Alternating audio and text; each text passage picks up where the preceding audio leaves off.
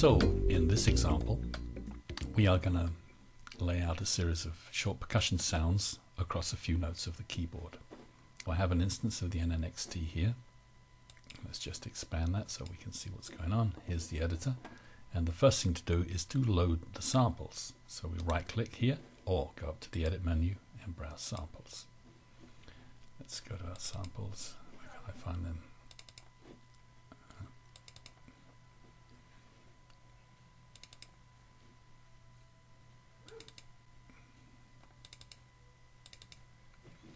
Here are the samples, and I'm going to select this guy. And what else should I select? Let's have this one, this one, this one. We've got 5 sounds here. Let's load them by clicking OK. And we'll see that these are now laid out all across the keyboard, each one. All the samples are on top of each other, so if I play, we'll hear all the samples. Let's click the solo sample button so we can hear one at a time and make sure each is performing correctly. So there's the bip wave. There is a clap, but listen, the clap is looping. So I want to turn the loop off. We only want these to play through once. So here is the play mode. It was set to loop, and I have turned that off. Let's check that the others are all playing correctly. Okay, notice that the original key for all of these samples is C3. Now what I want is for these sounds to play on particular notes of the keyboard. And I'm going to use the punch as my bass drum, so I'm just going to reorder this by putting him to the top, because he's going to be sitting on C2, the next one on D2, and then E2, F2 and G2 and so on. So we take the handles of punch here and just slide that up. Whoops, I'm moving the whole thing along a bit. Let's slide that to C2. Alternatively, I can go to these buttons here and just select it like that. So now this sample is going to play only on C2.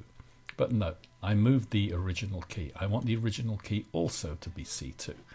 So I do that here. This is the root key. I'm selecting C2.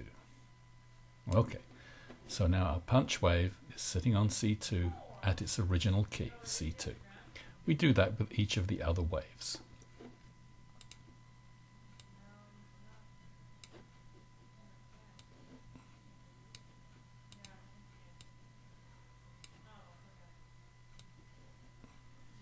So now you can see that each wave is sitting on its own note, and I'm just going to check that the original keys are right. Yes, that one is okay.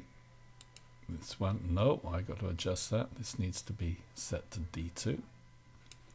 Remember, I want the original key to be the same as the key that the sample is laid out on, so that when I play that key, the sample sounds at its original pitch. So this needs to be set to E2.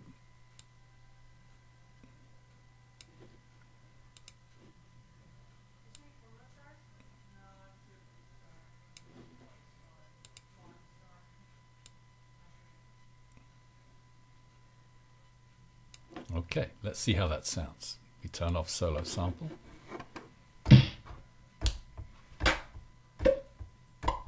Okay, as I play each key, I hear my sample. Now I can play a little drum pattern here if I wish.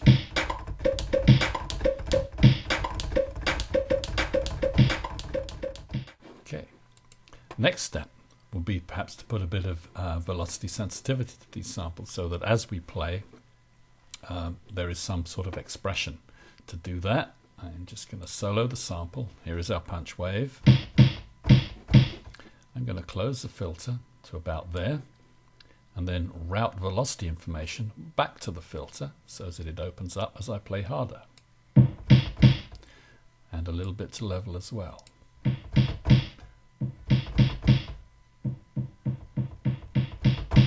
And I will do that to each of these sounds so that we get a little bit of sensitivity on each of the sounds. Okay, so that's a very simple process, and it is laying out short percussion samples across the whole keyboard. Don't forget, when it's ready to go, we turn off solo sample, and now the kit is ready to play.